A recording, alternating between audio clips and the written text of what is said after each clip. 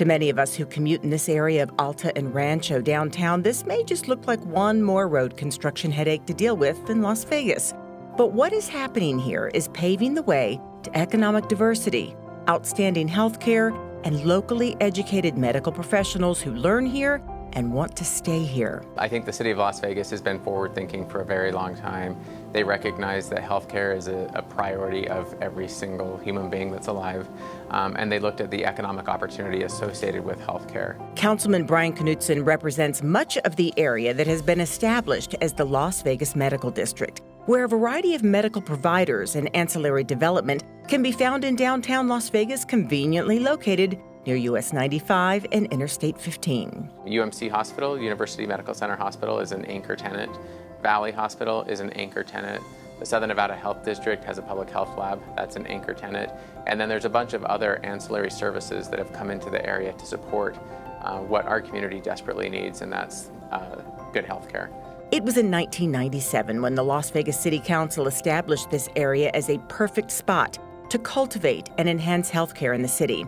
And since then, some $400 million in private and public investment has gone into the district, including the Kerkorian School of Medicine at UNLV.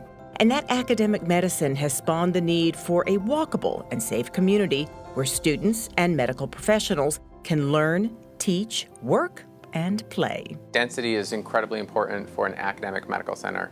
So I'm gonna push the boundaries a little bit. It's the Las Vegas Medical District, but it's the university's academic medical center with the dental school, the nursing school, the medical school. There's a lot of students in that area, and so it's affordable housing is one way to call it, but it's housing that those students can live in as well. In the works here at Alta and Tonopah is a 7-story residential complex with the promise of more housing to come. So our first housing complex that comes in under the city's new zoning code is penciled out. It's gone through the planning process. They'll break ground within the next year, and we'll have a 7-story structure that meets the needs of a lot of those students. That's just one. There's multiple other apartment complexes that'll come into the area over the next 1 to 2 years, and we'll see a drastic improvement in density.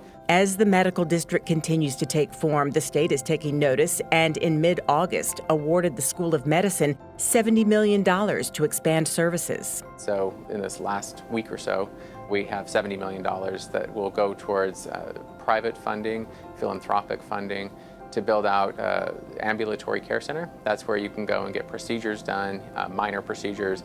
You can stay up to 23 hours. There's a mental health clinic associated with that to provide those very critical mental health services, and a public health lab. And there is so much more to come, including the rehabilitation of 9 buildings on the UMC campus, an expansion of the Women's Cancer Center at Pinto Lane and Tonopah Drive, a 54-bed memory care senior housing community on Charleston and Shetland, a hotel, and much more.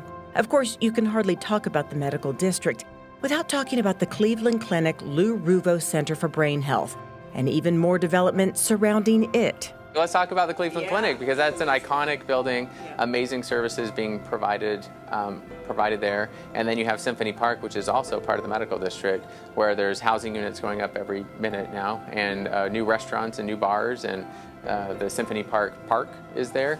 Councilman Knutson says more than 20 years ago, the city of Las Vegas set out on the noble goal of creating a medical epicenter.